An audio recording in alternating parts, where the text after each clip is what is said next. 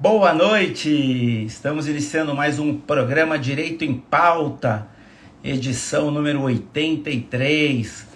Hoje falaremos de crimes e golpes na internet, com mais dois membros da família Durso, dois queridos, Flávio Durso e Luiz Augusto Durso conosco aqui. Flávio Durso já entrou, já te chamo para participar, querido, ao vivo. Débora, boa noite. Cléo Farias, o pessoal vem chegando já. Agostinho Cardoso sempre conosco. Edição número 83 do programa Direito em Pauta. E hoje tratando do tema crimes e golpes na internet com os irmãos Durso, se é que eu tenho a liberdade de chamá-los assim. Flávio Durso, Luiz Augusto Durso, dois queridos, filhos do nosso mestre, Luiz Flávio Borges Durso. Com muita alegria que eu os recebo hoje no programa Direito em Pauta, edição número 83.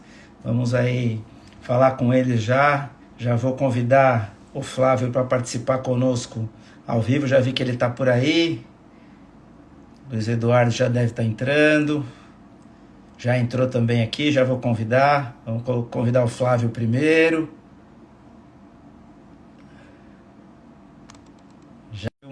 Já convidei os dois para participarem conosco. Grande Flavinho, se é que eu posso te chamar assim. Lógico, Grande Luiz Augusto. estamos Boa em família. noite. Você é um querido amigo, não meu, não do Luiz Augusto, mas da família toda. Você tem toda a liberdade de nos chamar como bem quiser, viu? Obrigado. Vocês me ouvem bem? Muito bem. Que legal. Queria agradecer a vocês que estão aí.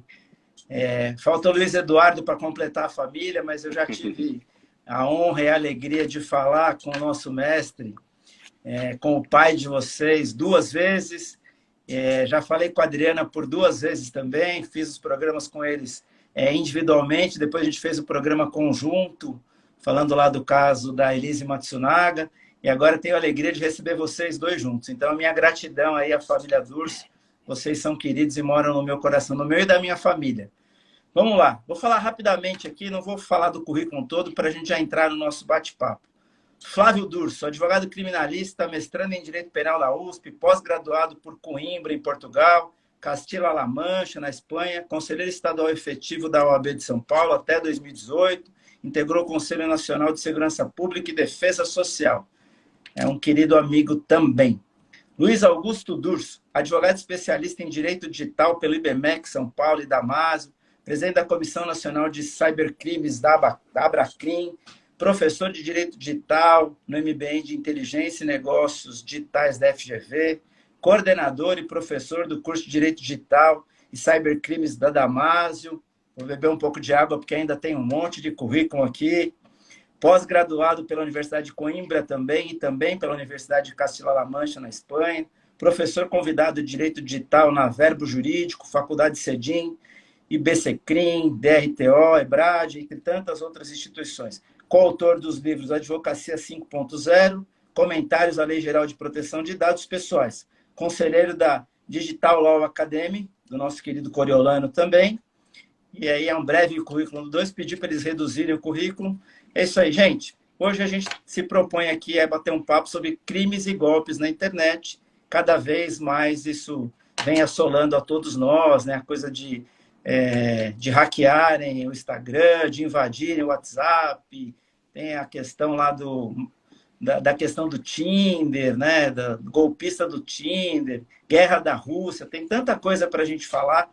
Eu queria primeiro passar a palavra para vocês aí para o nosso boa noite inicial. Fiquem à vontade, o programa é de vocês. Eu estou aqui só para trazer a palavra de vocês para quem nos acompanha. Vamos lá, é com vocês. Constantino, queria agradecer o convite, é uma alegria aceitar, ainda mais fazer esse programa especial com meu irmão. Eu acompanho Direito em Pauta, você que já está em 80 edições, então é um dos poucos programas que vingaram aí na pandemia, porque o pessoal, a gente notou, a gente até falava, eu e o Flávio, sobre isso, muita gente desistiu no meio do caminho, mas sabe quem faz sucesso, Constantino? É quem persevera, é quem acredita no projeto. Então, vir aqui hoje, aceitar esse convite, sabendo, inclusive, que você já teve a oportunidade de estar com o resto da família inteira, é uma alegria. A gente estava devendo, né? A gente queria vir e estava devendo essa visita, então foi muito legal conseguirmos estar aqui hoje, mas obrigado pelo convite, obrigado aí pela deferência e pela amizade, principalmente. Então, Eu que para mim é uma alegria. agradeço. E você falou dos currículos e tem uma questão super interessante, que uma das pós, que é em Toledo, Castilha-La Mancha, eu fiz com o Flá. Então, nós fomos juntos e moramos lá juntos. E foi uma experiência muito legal, ainda bem, porque foi uma das poucas vezes, uma das últimas vezes que conseguimos viajar, eu e ele, antes dos casamentos, dos filhos. Então, essa pós tem um... Quando você falou da pós, para os dois, me veio essa lembrança que foi muito especial. Que legal. Constantino, prazer também estar aqui, dividindo esse espaço com o meu querido irmão, que entende tudo da área e vai, sem dúvida nenhuma, contribuir bastante aí para o nosso bate-papo. Me chamou também a atenção quando eu vi que nós somos o 83º programa Direito em Pauta. Realmente resultado do seu trabalho, da sua dedicação. Meus parabéns. Espero que seja apenas o início de um longo projeto aí de sucesso. E o tema também, acho que você nos convida a tratar hoje é um tema bastante interessante, que tenho certeza é de interesse de todos que nos acompanham e que depois também poderão acompanhar com o material que vai ficar gravado aí disponível a todos. Com certeza. Já tem gente pedindo para fazer live com você aí, Luiz. Passou aqui, vamos voltar. É o Otávio da Otávio, promotoria. querido. Otávio, vamos fazer. Só marcar. O Otávio merece. Otávio, eu já fiz com ele também, é uma alegria. Gente, vamos lá, vamos tentar trazer... o público que nos acompanha não é formado só por advogados. A gente tem advogados, tem muitos alunos, tem empresários, um público em geral. Então, às vezes as perguntas para quem é técnico parece que são simplistas, mas o objetivo do programa é isso, é falar de direito de forma descomplicada, de forma simples, deixando o juridiquês de lado. Então, algumas perguntas parecem simplistas para quem é especialista como vocês, mas para o nosso público elas são interessantes. Crimes virtuais somente acontecem pela internet ou em quais ambientes se pratica esse tipo de crime? Vou aproveitar só primeiro, dar os parabéns aí para o Otávio, falou que é aniversário dele. Parabéns aí, sucesso para você nessa sua trajetória, que eu tenho certeza que será rumo aí à promotoria, que é o seu sonho. Eu tenho certeza que você vai realizar esse sonho. Antes de você responder, rapidinho. Parabéns, Otávio. Eu ainda estou tentando convencer ele a ser advogado. Eu não desisti não, viu, Otávio?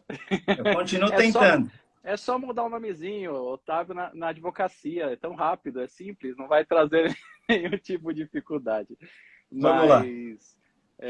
Falando um pouquinho disso também, aproveitando a deixa, querendo ou não, são carreiras lindas e contribuem todas para a justiça, para uma sociedade melhor. Aqui, nossa admiração, nosso respeito também para os promotores. Acho que é bom deixar sempre registrado.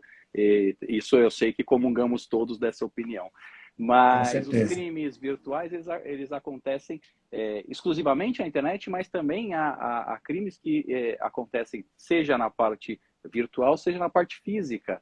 Eu até, numa montagem que fiz, falando um pouquinho sobre o estelionato amoroso, estelionato sentimental, também chamado, coloquei esse detalhe, que há o estelionato que ocorre exclusivamente pela internet, até hoje em dia está bem em alta esse tema, com o golpista do Tinder, né, o famoso aí, documentário da Netflix, mas também tem aqueles casos em que as pessoas se conhecem através de uma rede social, do aplicativo de mensagens, e depois esse relacionamento migra aí para um relacionamento pessoal, e o crime, o golpe continua acontecendo, às vezes acontece nessa fase pessoal, então isso varia bastante.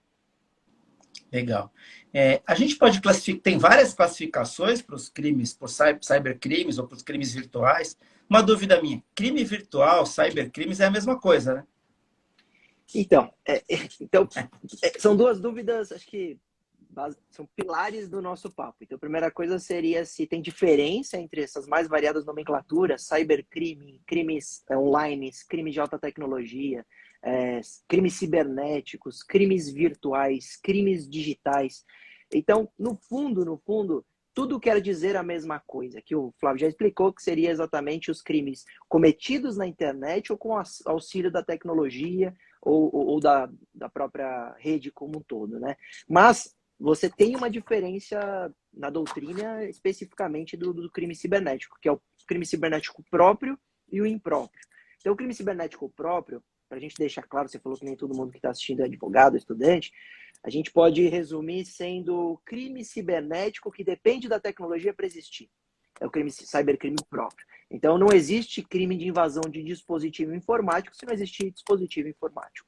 Agora, o crime Perfeito. cibernético impróprio, eu gosto de chamar os crimes cibernéticos mistos, são aqueles que, de alguma forma, usam a tecnologia para o seu cometimento ou que dá para se cometer de maneira física e é cometido também de maneira virtual. Vale dizer, o estelionato na internet, os crimes contra a honra na internet.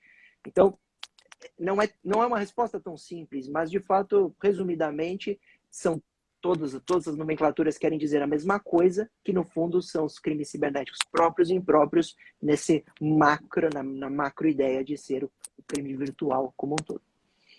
Legal.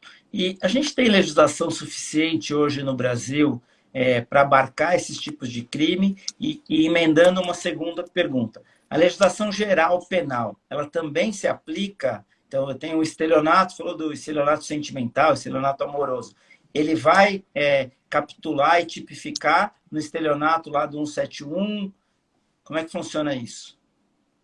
Sabe, Constantino, outro dia até conversávamos sobre isso, sobre o direito e sobre o direito digital, vamos assim dizer, né? Será que existirá um direito fora do direito digital? Vamos pensar assim. Ou o direito digital é como um grande polvo que vai atingindo ali todos os ramos do direito? Porque se pararmos para pensar, o direito digital ele atinge o direito penal, mas ele também pode atingir o direito do trabalho, dependendo do seu alcance, o direito civil. Então, o que sobrará, talvez, o questionamento seja esse, uma reflexão, o que sobrará após o direito digital? O que não será do direito digital após essa revolução tecnológica que nós estamos vivendo? É algo para se pensar, porque realmente o direito digital ele vai tomando vulto, ele vai ocupando o seu espaço e cada vez mais atingindo e interferindo em outras áreas, até ao direito constitucional recentemente. Veja como o direito digital tem chegado cada vez mais longe. Já com relação à legislação, só para pincelar um pouquinho, depois o Luiz Augusto vai poder complementar aí, a grande dificuldade do direito penal é que o direito penal ele tem o seu tempo.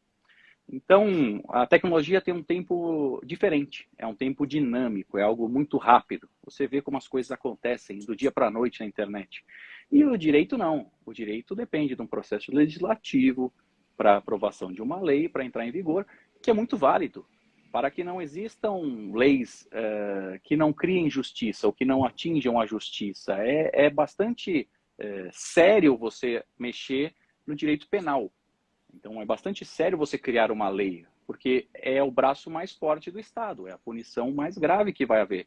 Então, apesar de ser um processo mais lento, creio eu que é um processo válido e que deve assim o ser. Não sei se tão lento às vezes, mas tem que ter o seu tempo diferente do tempo da tecnologia. Tá. Você quer complementar alguma coisa? Eu quero falar sobre isso porque, do ponto de vista probatório, a gente vê o direito digital impactando absolutamente todas as áreas, né? Todo mundo quer utilizar uma prova digital, seja qual for a matéria. Então, você vai ter no trabalhista, no direito civil, no direito penal, todos você vai ter uma troca de WhatsApp, uma print screen de uma rede social. Então, como fazer prova disso é uma resposta ampla para todos os colegas de todas as áreas. A gente está falando da utilização antigamente, ou ainda utiliza-se, mas de maneira mais acanhada, a ata notarial, a prova para se preservar com prints, com token, tokenizado, etc. Então, você percebe que do ponto de vista probatório, o direito digital ele entra de maneira muito severa nas outras áreas. Com relação a pilares como proteção de dados pessoais, como privacidade, que aí a gente está falando de direito constitucional, como invasão de dispositivo informático, a gente está falando de direito penal, então o direito digital ele vai acabar atingindo todas as áreas, mas ainda preserva-se muito conhecimento da tecnologia, porque não adianta nada você ser um grande tributarista e não entender nada de tecnologia e atuar numa causa que envolve muitas questões tecnológicas. Então, aquele que se especializa, e nós temos já segmentação, uma vez que tem pós-graduação em direito digital, como do Damaso, a gente falou, que eu fui aluno, inclusive, e sou professor hoje com muita honra, porque eu fui aluno e virei professor da mesma pós, e a gente percebe como como há essa segmentação, é possível, então, você entender que isso é uma matéria autônoma com impacto em todas as outras. Então, é assim que eu enxergo o direito digital. Com relação à legislação, você perguntou, resolve, né? A gente precisa de mais lei para resolver o problema, etc. Eu acho que, assim, depende do que a gente está vendo, porque o impacto da lei, ele pode ser do ponto de vista de investigação, e aí a gente tem, por exemplo, o Marco Civil da Internet interferindo muito em quebra de registro de IP, em tempo de armazenamento de log de IP, e até de responsabilidade das plataformas. Nós temos a Lei Geral de Proteção de Dados também interferindo muito nas empresas, como armazenar esses dados, etc. E no fundo, são questões de direito digital, porque se colhe esses dados por questões digitais. E nós temos as leis que aí trazem uma alteração em questões penais. Então, a gente vai ter alteração no estelionato. Você mesmo falou, sempre 171. Nós temos hoje, dentro do artigo 171, uma modalidade específica que é a fraude eletrônica. Então, está lá um aumento de pena, muito mais gravoso, porque o caput do estelionato é de 1 a 5 anos de reclusão. A fraude eletrônica vai de 4 a 8 anos de reclusão. E o que seria a fraude eletrônica? Seria a modalidade desse estelionato com a coleta de dados pelas redes sociais ou com o uso da internet para cometer esse delito, né? Que seria o estelionato, digamos, raiz, antigo ou tradicional. Então, você percebe que alguns exemplos são muito bons. A Lei Geral de Proteção de Dados é excelente, algumas alterações no Código Penal foram muito boas no ano passado, aumentou a pena para evasão de dispositivo informático, etc. Mas não significa que o aumento de pena vai resolver o problema e não significa que também a gente tem que melhorar as leis do ponto de vista de investigação. É mais ou menos de como resolver o Covid. Como que a gente combate a pandemia? São várias iniciativas que, ao final, pode chegar num resultado. Assim que eu vejo as questões de melhorar o cenário no ambiente virtual. Além, não é só uma lei ou uma criminalização ou aumento de pena. É investimento na polícia, é treinamento, é aceleração de análise de peritos no Instituto de Criminalística com mão de obra especializada. Então, é muito além de mudar a lei. Então, é uma luta diária que a gente passa, o Flávio também sabe, porque está nessa área e acompanha isso conosco, mas não vai resolver dessa forma, com educação digital. Então, a resposta é muito difícil de dar, mas que a gente precisa melhorar a lei, não há dúvida. Eu acho que mas a gente também tem boas leis. Né? Até complementando um pouquinho, e nesse mesmo sentido, é importante também que o cidadão tenha conhecimento dos seus direitos. Porque o que acontece? Muitas vezes a lei existe, a lei é boa, a pena é severa, mas deixa de ser aplicada em razão de uma inatividade, né, por parte da vítima.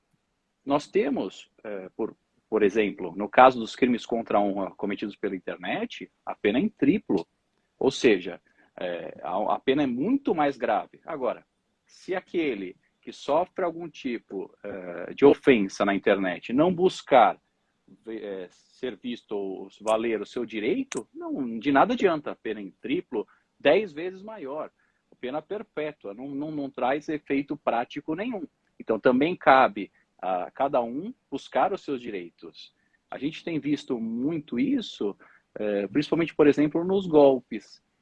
Quando ocorrem os golpes, as pessoas acabam fazendo, por exemplo, um boletim de ocorrência muito mais pensando naquela questão de ver ressarcido o seu prejuízo financeiro ou de resolver a sua situação administrativa ali, de ter a sua rede social de volta, do que no sentido efetivo de ver punido aquele que cometeu o crime.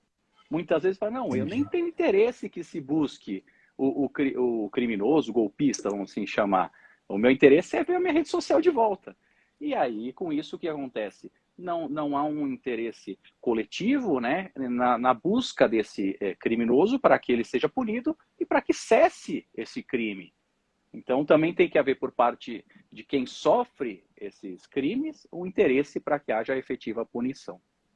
Mas eu acho que, pegando um gancho no que você falou, eu entendo e imagino que aconteça dessa forma. Mas isso acontece também fora do ambiente virtual, né? Porque se você imaginar a condição dos crimes fora do ambiente virtual, a gente também tem essa dificuldade, né? Do registro da ocorrência, de querer dar continuidade. Então, a pessoa está preocupada, de repente, em registrar o boletim de ocorrência única e exclusivamente com o objetivo de receber do seguro ou de qualquer coisa parecida, mas a gente não conseguiu atingir a consciência de que se não se mudar essa mentalidade, a gente também não consegue ajudar as autoridades públicas com relação aos índices, a fechar as questões todas estatísticas que serviriam para melhores políticas públicas e a gente ficar andando em círculo nesse sentido. Eu acho que vale esse registro de que essa falta de atitude da vítima, entre aspas, no ambiente virtual, dos crimes ocorridos no ambiente virtual, ela se repete e se replica no ambiente fora da internet, fora das redes. E acho que é isso. Vocês concordam com isso, né? Eu concordo, Constantino. Eu queria adicionar uma pitada aí para a gente refletir. Você concorda que quando alguém tem o seu carro roubado, ele vai até a delegacia, lavra o boletim de ocorrência e pouco importa qual é o desejo da vítima, que é entregar para o seguro o BO para ter o sinistro ali e o carro pago, etc. Mas a polícia, imediatamente, ao ter um BO de roubo de carro, ela reage imediatamente. Ela sabe que um carro foi roubado, ela precisa encontrar esse carro, porque isso vai para desmanche, etc. Agora, o que eu vejo na internet, a quantidade maior de vítimas, então muito mais vítimas, e que quando há a lavratura de um BO, o delegado ele se sente tão impotente, principalmente por questões tecnológicas, falta de investimento, etc., porque ele fala, legal, roubaram um carro, eu preciso procurar aqui na região, ele já sabe por onde começar. Agora a gente acompanha uma vítima de um ataque a uma empresa, com criptografia a um servidor, como ataque ransomware. E aí você lavra o BO e o delegado muitas vezes pensa, e agora? Eu não tenho nem essa mão de obra à disposição, isso vai dar um baita trabalho. E eu não estou querendo dizer que o delegado não reage, eu estou querendo dizer que a gente tem até delegacias especializadas para isso, mas que não tem mão de obra suficiente para dar conta do que está acontecendo na internet. Então eu vejo que a resposta do crime físico, digamos assim, é mais eficiente porque ela é tão tradicional que ela já está enraizada na reação daquele agente. E fica muito fácil ele saber o que tem que fazer. Agora, do crime virtual, ele tem que pensar, ele tem que parar, ele tem que estudar, ele tem que falar, puxa, mas isso veio do Brasil, isso veio dos Estados Unidos, isso veio da Rússia, isso veio da onde? Então, essas dificuldades, elas acabaram transformando a internet em um ambiente um pouco mais... o que a sensação na internet é de mais... da falta de punição e etc. Então, e olha que interessante a colocação, Constantino, desculpe. Isso nós estamos falando, dessas dificuldades, já em São Paulo. Então, você imagina isso pulverizado nesse Brasil todo. Falta de pessoas capacitadas, ou seja, investimento em estudo e capacitação desses profissionais, desses delegados, investigadores. Falta de equipamentos que são extremamente necessários para os crimes virtuais, você precisa ter equipamento, e isso, se isso já é uma realidade aqui, você pode imaginar como isso é complicado no resto do Brasil. Imagina, até para a gente, assim, que é advogado, que conhece o meio jurídico, mas que não é especialista nessa questão do mundo digital, do direito digital, da privacidade de dados, da proteção de dados, dessa questão toda, a gente, quando se depara com uma questão dessa, a gente tem dificuldade de entendimento, porque o dia a dia de qualquer advogado com pouca experiência precisa de muito. O que faz quando tem um roubo de um carro, um furto de um carro, qualquer coisa, ela já está incorporada àquilo que você aprendeu na faculdade. Quando você fala do ambiente digital, do ecossistema digital, o próprio advogado tem dificuldade de interpretar o que fazer, como fazer, do que se trata, que tipo de crime, que tipo de atitude. Imagina se você jogar isso para a situação da polícia civil, de qualquer polícia, a dificuldade que se tem para atingir esse mesmo ponto de equilíbrio. Legal, eu acho que é isso mesmo. E você falou uma coisa importante da faculdade. Isso é outra coisa. Tem a grade de aulas, né, do curso de direito das faculdades, algumas delas têm o direito digital, o direito eletrônico, e aí com várias nomenclaturas. Outras não.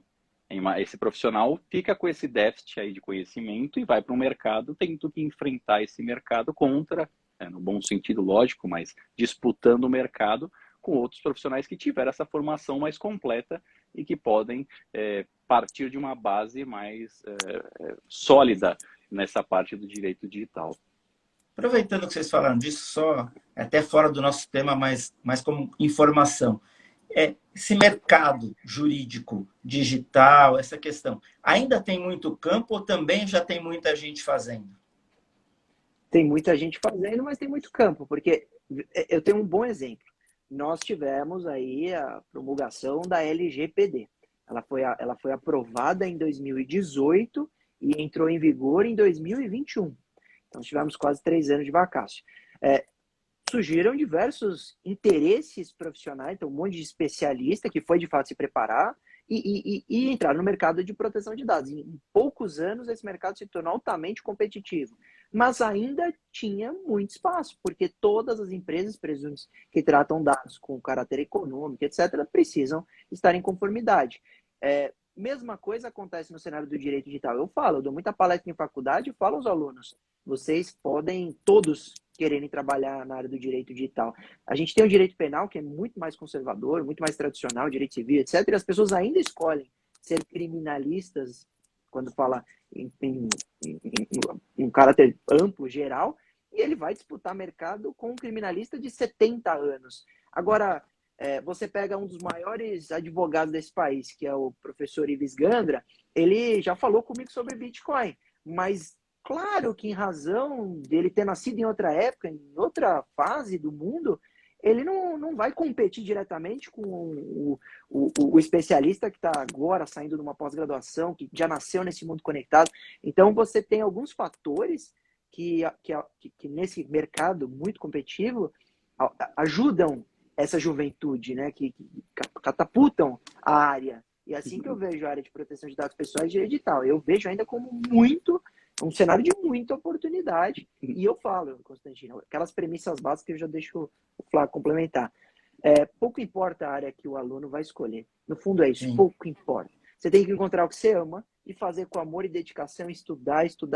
Você vai ter sucesso, vai conseguir conquistar seus honorários, etc. Seja no direito romano, no mais tradicional do mundo, ou seja, se você for para qualquer lugar, se você encontrar isso, você vai trabalhar com dedicação e vai conquistar seu espaço. Agora, tem algumas áreas que pode ter menos competição. Depende do aluno enxergar o mercado e ir atrás do seu sonho. Legal. Quer falar alguma coisa, Flávio? Podemos Sim, seguir. vai um pouco naquele sentido que nós falamos da tecnologia, do dinamismo.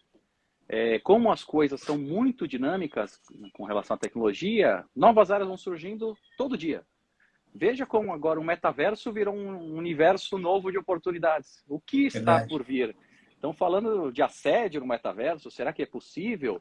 Aí outra coisa que eu sempre falo, veículos autônomos, carros autônomos. Imagina um acidente, não tem ninguém dirigindo. Quem é responsável?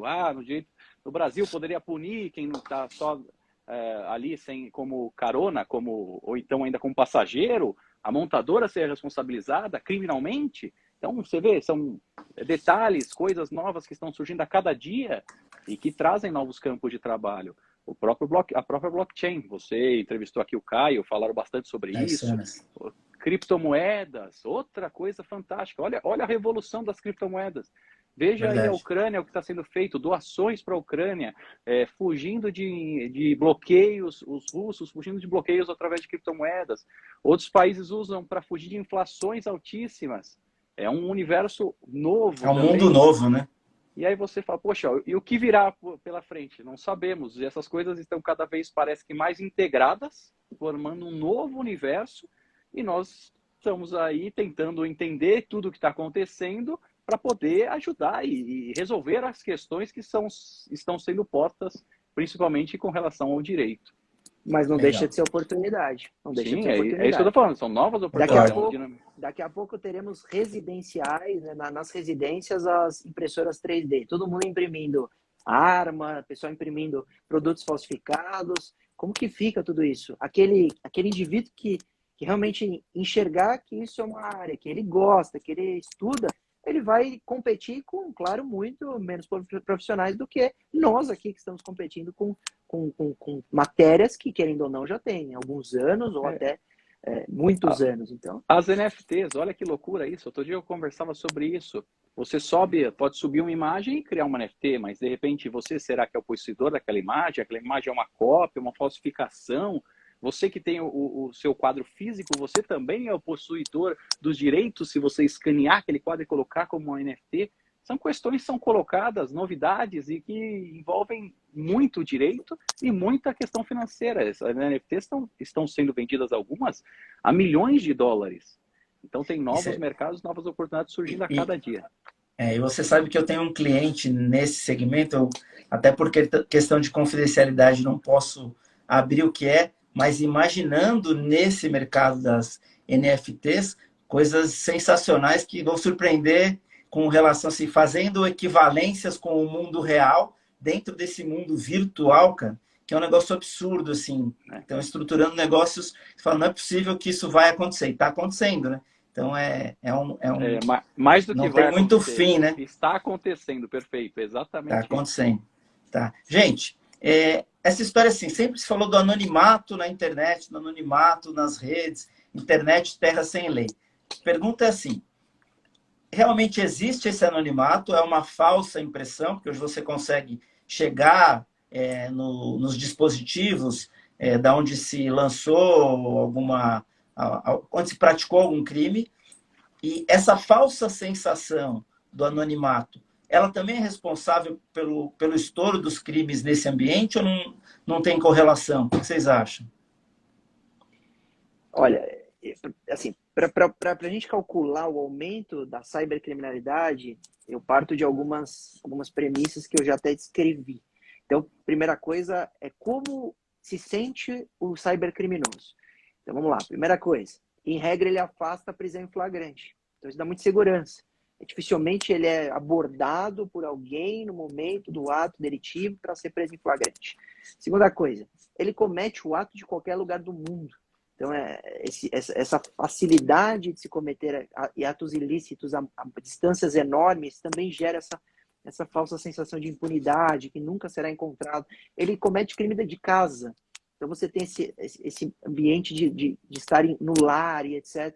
Então, tudo isso são razões. Outras coisas, a própria pandemia aumentou o cenário de cibercriminalidade, levou as coisas para a internet, home office, compras na internet, acelera-se o e-commerce, cresce mais hoje em dia do que o varejo físico. Então, você analisa que as questões de internet das coisas vão tudo crescendo e migrando para a internet. E isso é similar com a criminalidade. Agora, a meu ver, sobre anonimato e impunidade, é a mesma sensação que na rua. Acho que a resposta para a gente deixar bem clara é assim. Existe relativo anonimato. Se eu colocar uma máscara não de Covid, aquela máscara para andar de moto, e eu sair na rua, eu me sinto anônimo ali. Eu posso dizer, não, ninguém sabe quem sou eu. Mas teve uma câmera na porta do prédio que pegou você saindo do seu prédio. Mas tem registro de IP que pegou a sua conexão. Então, eu acho que é similar. Você tem pontos frágeis que poderiam ser utilizados para encontrar aquela pessoa ou desvendar a sua identidade. A mesma coisa na rua. Então, é relativo ao anonimato na internet por causa de todos esses registros que seriam as câmeras, as testemunhas, etc., no ambiente físico. E quando a gente fala de impunidade, também existe uma enorme impunidade na rua. A gente tem um estudo que aponta que 10% dos inquéritos policiais de homicídio no Brasil são concluídos. Então, a gente tem 90% de homicídios na impunidade. E na internet, a gente deve ter próximo a isso também, 90% dos estelionatos, 90% dos crimes contra a honra, etc. Só que, quantos homicídios você vê por aí todo dia? Você não está na rua e vê tão facilmente o homicídio. Agora você abre o Twitter e vai ver crime contra a honra. Você abre o seu e-mail e tem milhares de e-mails phishing tentando te enganar, dizendo que você foi intimado pela Polícia Federal, ou que você teve seu nome negativado e tem que clicar naquele botão que vai instalar uma vulnerabilidade.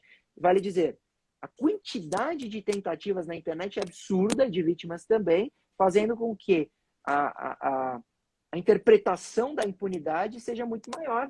Então a pessoa olha e fala, puxa, não tem lei na internet, é terra de ninguém. Mas não é verdade, tem lei. Você tem vários indivíduos sendo punidos, como você tem vários indivíduos sendo identificados. Então eu vejo que é relativa à impunidade e é relativa também essa sensação de anonimato. Perfeito. Quer complementar, Flávio? Podemos seguir? Eu concordo. Acho que é falsa essa sensação. Ela engana mesmo, engana o cometedor do crime, vamos assim dizer, né? Pelas características, como foi bem dito, por ele estar num ambiente que para ele é seguro, sua residência, um local para ele familiar, né? Então isso cria essa falsa sensação. E a dificuldade, um ponto que contribui para essa sensação é a dificuldade, em alguns casos, em você alcançar aquele criminoso, vamos assim chamar, para puni-lo. Esse talvez seja um fator que às vezes causa essa sensação de impunidade.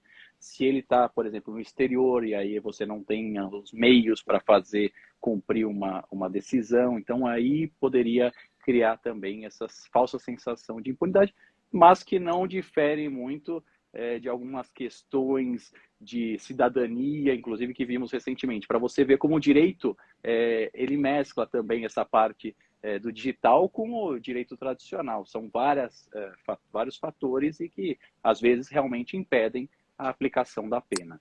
Os problemas são os mesmos. O problema na investigação, o problema de encontrar e o problema de punir. A questão é que, às vezes, a internet pode facilitar, porque ele está cometendo o delito da Rússia contra um brasileiro, contra uma empresa brasileira.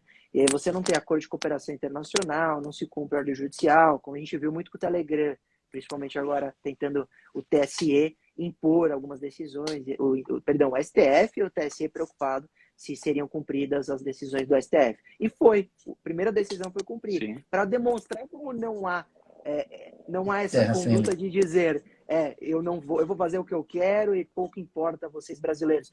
Nós conseguimos fazer à força, salvo engano, foi uma decisão do Alexandre de Moraes, do STF, que impôs ali uma exclusão de alguns perfis dentro do Telegram, né, e de canais, e foram de fato cumpridos pelo Telegram pela primeira vez na história. Então, de alguma forma, dá para fazer cumprir. Constantino, posso usar... Desculpa, mas por isso tem convenções internacionais como de Budapeste, etc., que também auxiliam toda essa história. Fala, Flávio. Eu vou aproveitar esse momento aqui, esse bate-papo, para falar uma coisa importante. Acho que vale essa reflexão. Você pode o que você quiser, o programa é de vocês. Você pode o que você quiser, fica à vontade. Porque as pessoas, muitas vezes, ouvem dizer que tem um direito, que tem outro direito, e às vezes não entendem como é complexo esse mundo do direito. E que os direitos, eles não são absolutos, eles têm limites, eles se confrontam entram em conflito em alguns momentos, então é importante também entender isso. E na internet da mesma forma, muitas vezes o seu direito, ele vai até o limite, ou muitas vezes não, o seu direito ele vai até o limite onde começa o direito do outro. Na internet também é assim. E por as coisas às vezes ficarem um pouco mais intensas, mais volumosas na internet, as pessoas às vezes não entendem isso, mas não há uma diferença entre o que acontece fora da internet e com o que acontece na internet. O direito, nesse sentido, ele é único. Ele existe, mas com limitações. Legal. Registrar a presença da Adriana aí, irmã Coruja. Acabou de fazer um comentário aqui, está orgulhosa dos pequenos. Já falamos dela aqui, que ela participou também. É verdade. Do Direito em Pauta. É verdade. Gente, eu verifiquei um dado que o Brasil sofreu 15 bilhões de tentativas de ataque cibernético em apenas 3 meses. Esse dado é de agosto, se eu não me engano, é da Fortinet, eu acho, é isso? 15 bilhões de tentativas de ataque cibernético em apenas 3 meses. Isso globalmente é assim mesmo ou a gente está, de novo, na crista da onda com relação aos ataques cibernéticos e aos crimes cibernéticos? Só para tentar posicionar o Brasil em relação ao resto do mundo, assim, esses ataques, esses crimes já estão globalizados nesses montantes de números impressionantes, ou a gente, por vários motivos que a gente já conhece, da questão cultural, da falta de estrutura, dos sistemas de justiça, tudo que a gente sempre fala, a gente também já está na crista da onda em se tratando de ataques e crimes cibernéticos ou virtuais. Deixa eu começar, que eu comecei todas as outras. É interessante, você tem até ferramentas de antivírus que mostram esses ataques, essas coisas. É bastante interessante você ter a visão disso. Os ataques são constantes para todo lado. Nesse momento de guerra, então, o que a gente tem ouvido e visto é que é realmente algo que é inevitável. Não existe a internet segura. A internet é um ambiente inseguro. A gente tem consciência disso, as pessoas precisam tomar Me consciência permita disso. uma fala, Flá, que você falou, lembrei. Tem uma Lógico. frase muito legal, Constantino, que alguém uma vez me disse, que crer na internet segura é como 100% segura, é como crer na paz mundial. Num momento como este, não há frase que se encaixa melhor na realidade que temos. Duas coisas bem distantes, a paz e a internet segura nós temos realmente, e isso demonstra bem, a internet é um ambiente inseguro. Os ataques, inclusive, não só de criminosos, vamos assim dizer, mas também de nações. Veja, uma nação numa guerra virtual contra outra nação, olha o alcance disso, olha como esse ambiente traz essas possibilidades. Então, realmente, não é uma questão, um privilégio, vamos assim, chamar do Brasil. Isso é algo disseminado. Nós tivemos ataques sérios contra oleodutos nos Estados Unidos, por exemplo, que atrapalhou todo o fornecimento de petróleo ali naquela região, para você ver o ataque, os efeitos que isso pode causar. Ataque de ransomware, por exemplo, contra a JBS, e aí criptografa as informações. Esse ataque é um dos mais complicados, e aí falando de novas áreas, novas discussões, tem discussões se você teria como pagar esse resgate, se você teria como ter um seguro para eventualmente pagar esse resgate, se o Estado, que tem ali um órgão invadido e os dados criptografados, se ele poderia pagar para os criminosos, porque o prejuízo seria menor do que, eventualmente, ele tentar restabelecer o sistema, ou se for possível, às vezes, restabelecer, porque sabemos que, muitas vezes, o poder público não tem o investimento necessário em tecnologia, backups e outras coisas. E falando em backups, uma vez eu questionei um conhecido e ele me falou assim, não basta ter backup, precisa ver quanto tempo é necessário para esse backup sofrer aquele upload, ou seja, para subir essas informações do backup. Porque às vezes o backup existe, mas o tempo que você demora para jogar as informações, atualizar novamente, para partir do zero ali, daquele momento onde há o ataque, o prejuízo é tão grande que às vezes o resgate ficaria mais barato de ser pago. É uma loucura e é isso que a tecnologia traz, esses novos desafios. E essa questão do resgate, né, ela é tão complexa. A gente teve um cliente lá do escritório que sofreu um ataque no banco de dados. Uhum. E aí a situação era assim, eu pago o resgate ou não pago o resgate? E aí você faz uma reunião interminável de horas, chama lá um cara especialista em uma área, especialista na outra, traz aquele... Vamos tentar chamar alguém que seja da polícia, que possa nos ajudar, e aí faz lá um pedido através da delegacia. Cara, e a decisão é muito difícil, né? Porque a decisão é assim, não paga nada, né? Não faz nenhum sentido. Paga hoje, amanhã de novo. E aí, então, enquanto isso, pede para a empresa de TI checar se o backup está atualizado, se não está. Pô, mas espera aí, se eu não rodar a minha base de dados, eu não vendo tanto por dia. Quer dizer, é complexo demais, né? Hoje, isso já faz um tempo. Eu imagino que hoje a gente já tem proteções e meios de melhorar isso, jogar para a nuvem e tal. Melhorar, falou bem. Porque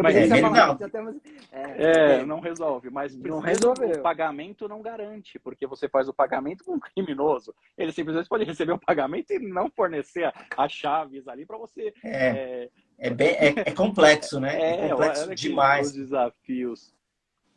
Legal. Deixa eu complementar. Eu ouvi aqui atentamente, interessante a reflexão que o Flávio fez, etc. E eu também enxergo dessa forma. Ele até citou algumas plataformas, a SaferNet faz esse canal de denúncias de crimes cibernéticos. E a gente vê que é assim. O crime cibernético ele é globalizado. Então você vai ter ataque para todo lado, para todos os países, e não vai ser um privilégio do Brasil, nem dos Estados Unidos, nem da Rússia, etc. Agora, como o crime no mundo também é globalizado, você tem tipos de crimes segmentados. Então, por exemplo, só no Brasil que você vê indivíduo tomando um tiro por causa de um tênis, o assalto de um tênis ou de um chinelo. E mesma coisa, a gente tem a segmentação no Brasil. A gente tem alguns golpes específicos que aqui acontecem mais e outros que vão acontecer mais na Europa e etc. Então, você vai ter até questões de pedofilia, você vai ter alguns países que têm um problema muito maior e etc. na internet.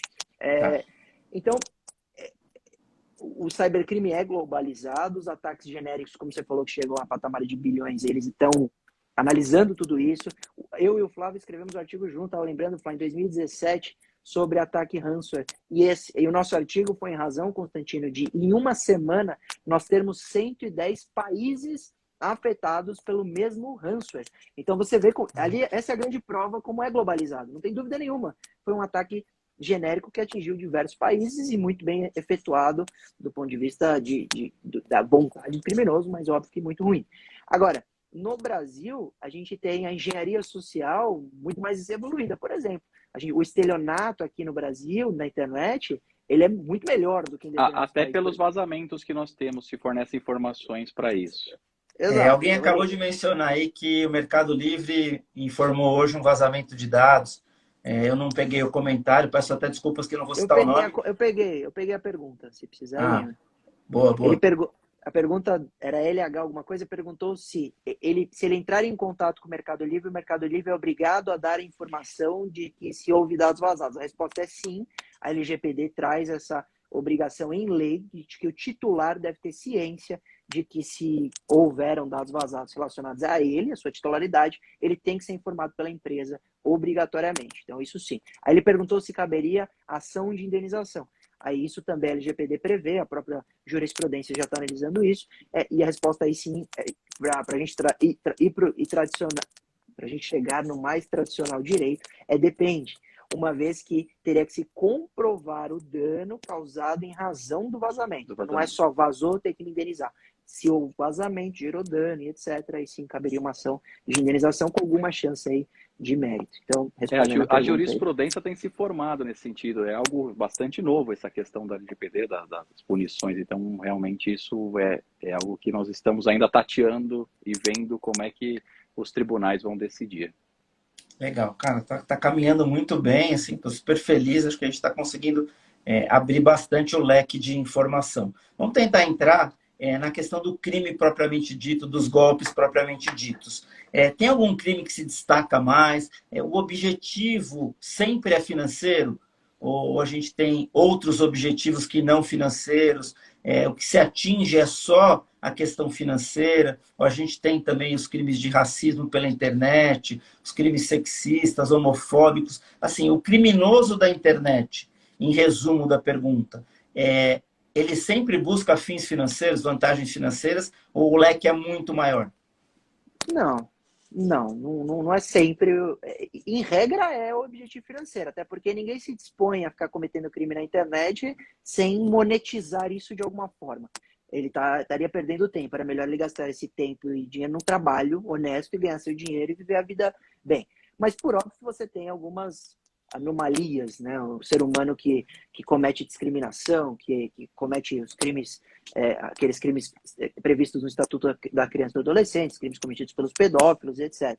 Então, você com certeza encontrará esse tipo de delito na internet, inclusive pedofilia está no top 1 quando a gente analisa de questões na internet desse portal da SaferNet, com mais de 2 milhões de denúncias relacionadas a crimes cometidos por pedófilos na internet. Então, nem sempre é monetário o objetivo, mas em regra Então, ele vai utilizar da engenharia social com os vazamentos de dados para conseguir, por exemplo, criptografar o servidor de uma empresa e cobrar um resgate. Isso chega em patamares de milhões de reais.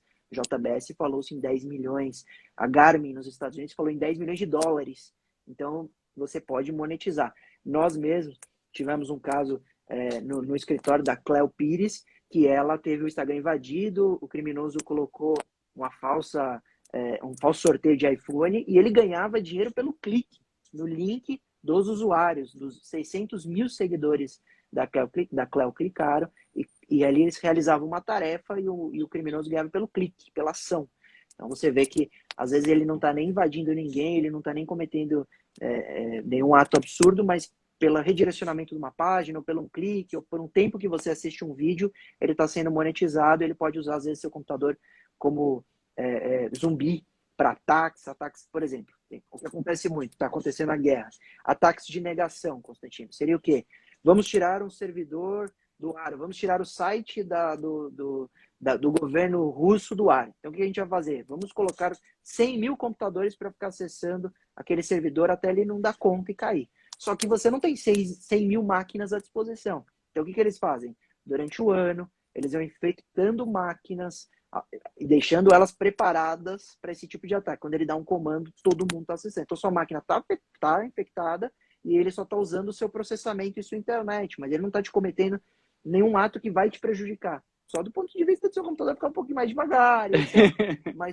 mas não te prejudica diretamente, financeiramente. E ele está usando sua máquina, ou ele está usando sua babá eletrônica. Algum tempo isso foi usado até para mineração de criptomoedas também. Exato, para minerar criptomoeda. Pô, aí já vai uma dica de quem não é especialista, né? Rodar sempre antivírus, ter antivírus nas máquinas. Isso é que isso se tornou o mais óbvio do que mais óbvio possível. Isso não é mais o suficiente. Isso é o mínimo que se espera, né? Então você vai muito além de ter só o antivírus. A gente está falando muito mais de educação, de como usar a internet, da desconfiança, de você blindar as suas plataformas com autenticação de 2 fatores, com checagem por SMS, e às vezes nem isso é suficiente. A gente está vendo como tem aumentado a questão de SIM swap, né, que é a clonagem do chip. Então, algumas operadoras estão entregando o chip do consumidor, aquele seu número, para um criminoso. Então, você está um dia lá normal, trabalhando, seu celular para de ter sinal, para de funcionar. Seu celular está ligado, mas ele está sem sinal de internet móvel e sem o sinal de telefone. E aí a pessoa vai descobrir que, na verdade, o chip, um outro chip com o número dela foi entregue a um criminoso e ele usa isso para invadir as redes sociais, para invadir e-mail, porque ele pede recuperação de senha por mensagem de texto, por SMS. Então você não deu causa. Aí a preocupação é qual? Quando o cliente me liga, doutor, invadiram, o que eu faço? Eu falo, troca a operadora. Busca uma operadora que você confie. Busca uma operadora que não está tendo esse problema. Então, olha como a cautela não é só mais um antivírus. Né? Isso que eu quero esse golpe é um golpe que preocupa muito, porque não é em razão, porque muitos dos problemas, muitos das invasões, muitas das coisas são em razão de uma atitude, de uma navegação descuidada daquela pessoa. Nesse caso, não. A pessoa não faz nada. Ela simplesmente está com o seu número funcionando e o número deixa de funcionar. O problema não é com o usuário daquela linha, com o possuidor, o proprietário daquela linha. E sim ali com a operadora que acabou internamente passando o telefone para outra pessoa sem nenhuma, lógico, sem nenhuma autorização. Para você ver que não basta, como foi dito, o cuidado próprio. Os problemas vão muito mais além e às vezes estão fora do nosso campo de proteção. Então, por mais que você tome todos os cuidados, ainda há essa possibilidade do seu chip ser fornecido para outro e te obrigando a criar novas formas de controle. Eu até, nós tivemos aquela época que foi bastante intenso isso, do furto do celular desbloqueado. Aconteceu muito em São Paulo, uma época, ainda ocorre. E ainda acontece. Fica aqui o alerta para quem usa, por exemplo, o Waze, esses aplicativos. Quando você está usando esses aplicativos, seu celular está desbloqueado. Então, se o indivíduo for lá, quebrar seu vidro do carro e levar seu celular vai estar desbloqueado. Ele vai acessar seu e-mail, ele vai acessar suas fotos, ele vai acessar tudo que tiver lá disponível. Os aplicativos de banco. Cautela. O aplicativo de banco, as senhas que você salva no banco de notas, que é muito comum e é algo que, por mais que se fale não faça, as pessoas fazem. Então, e nesse caso dos celulares desbloqueados, veja o quanto isso pode ser prejudicial. O acesso a tantas informações que você consegue saber o início, mas não o fim daquilo. Com acesso ao seu e-mail, ele conseguia mudar a senha de vários outros aplicativos, inclusive dos bancos, como foi dito, e aí acessar todos os tipos de aplicativos, contas e outras coisas, causando inúmeros prejuízos, até mudança até de passagem aérea. Você podia mudar ali a sua programação de um voo, até de sacanagem eles podiam fazer isso, e há casos mesmo que ocorreu isso. Então, para você ter uma ideia de como as coisas podem ser muito prejudiciais quando envolve tecnologia. E é legal falar sobre isso, porque eu acho que fica um final mais, com algumas dicas e lições, não só para os estudantes de direito, mas para qualquer usuário que tem um celular, e quem está assistindo a gente deve ter um celular aí. olha o que a gente está falando aqui, que não adianta você ter só o antivírus, você tem que pensar a possibilidade de você ter o celular roubado, desbloqueado, você tem que pensar, Constantino, na possibilidade de você ser sequestrado num sequestro relâmpago e quanto você tem dinheiro no Pix. Você tem que pensar na possibilidade das suas contas bancárias que estão no Internet Bank e instalados o aplicativo. Cheguei a aconselhar a cliente a apagar o aplicativo bancário, foi anda sem, porque ele não tinha opção de ter em outro aparelho, etc. E que ele tinha um bom dinheiro no aplicativo. Falei, apague o aplicativo. É melhor ser burocrático a sua vida do que você não ter mais esse dinheiro, porque pode acontecer de você sofrer. Então, olha o nível de cuidado, mas é exatamente, isso não é absurdo. Isso não é... Acontece diariamente. Exato, não é mania de perseguição.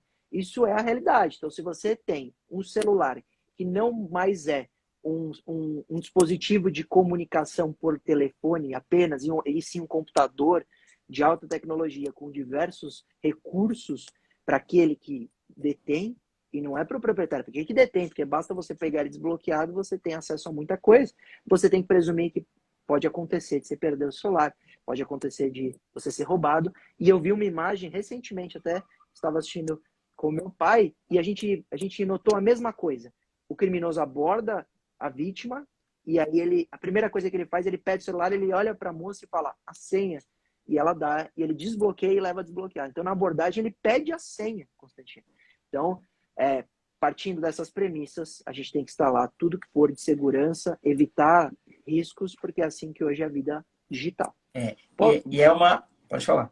Não, você vai falar que é uma mudança no crime, né? Porque há tempos atrás eles roubavam o celular para vender o aparelho, né?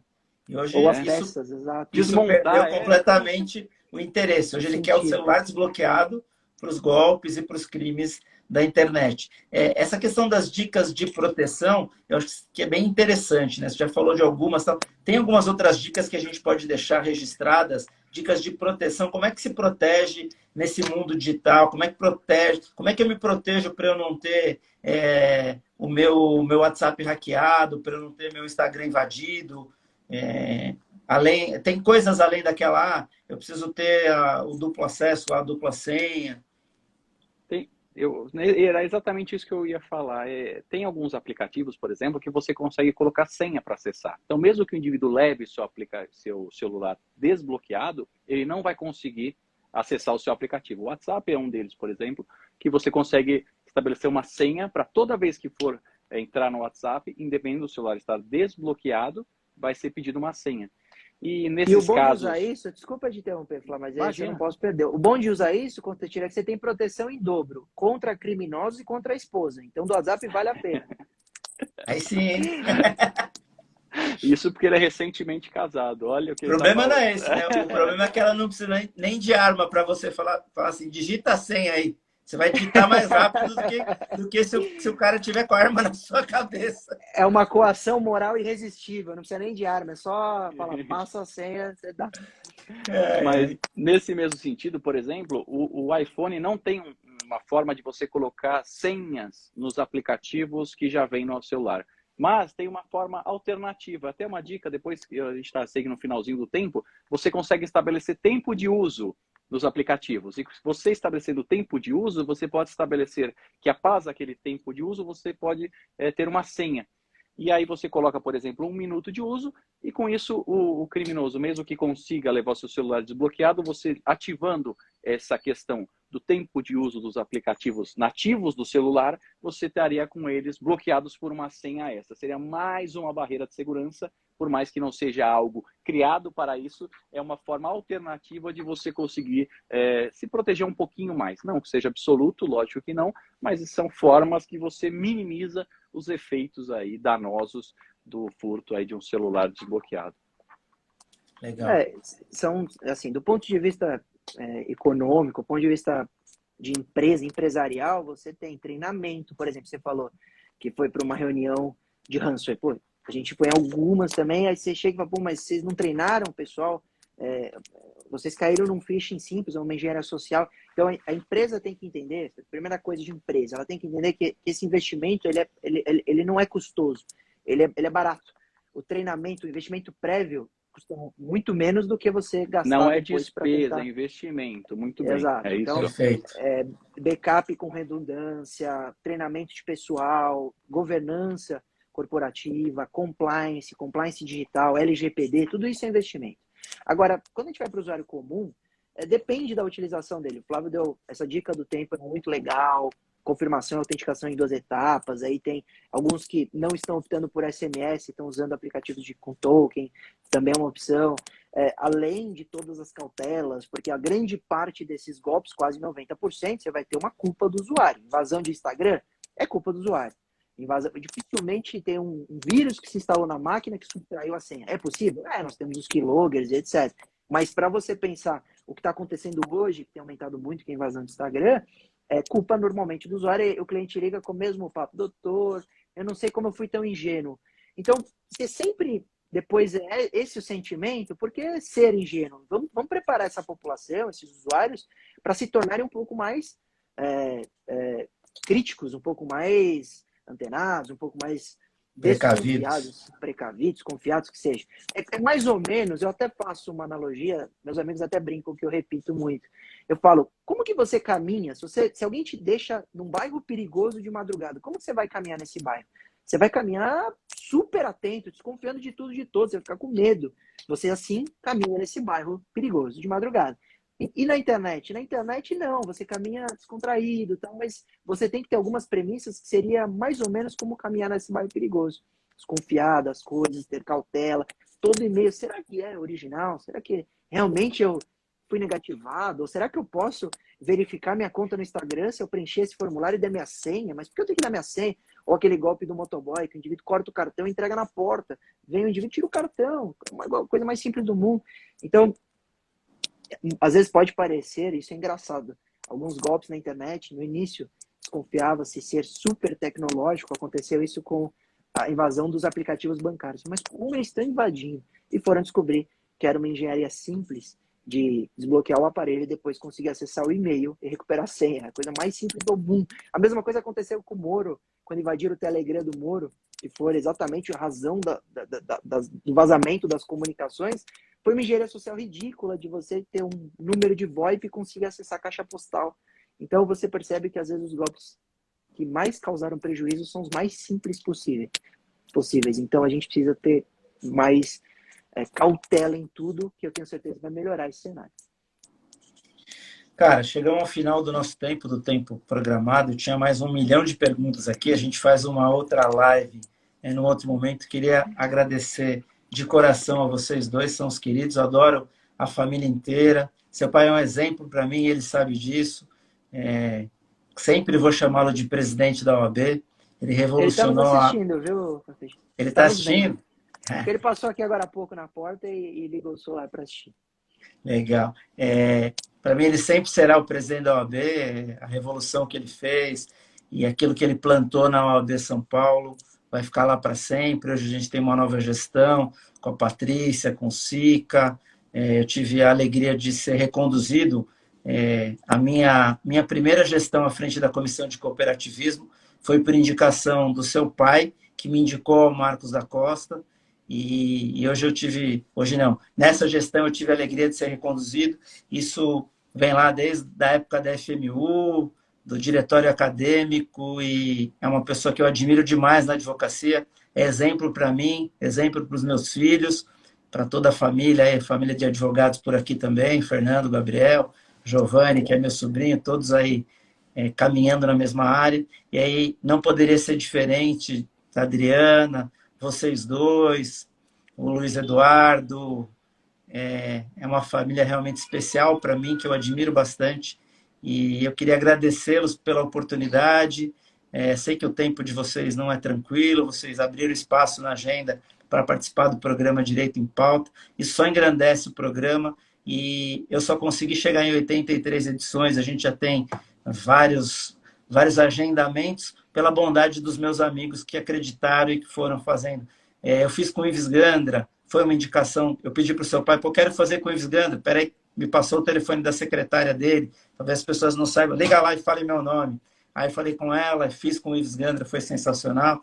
E essas pessoas, de Marcos da Costa, fez, tanta gente fez, não vou ficar citando para mas essas indicações dos amigos e vocês estarem aqui é que me dão força para sair convidando e não ter limite. Então, dedicação realmente é. Quarta-feira na minha vida é um dia diferente, há 83 semanas, porque eu tenho que preparar a live, e tenho que vir para cá para estar pronto, estudar o assunto, não são todos, obviamente, os assuntos que eu conheço, então eu tenho que estudar os assuntos, pelo menos para poder fazer perguntas de certa forma inteligentes, às vezes eu consigo, às vezes não, faz parte. Mas é isso, é trazer esse programa para trazer informação, e se não fosse vocês, a bondade de vocês, ele não existiria.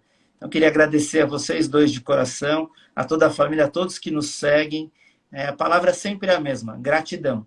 Queria passar a palavra para vocês, para que vocês fizessem aí as considerações finais. Se faltou alguma coisa que a gente não falou que vocês acham importante, fiquem à vontade.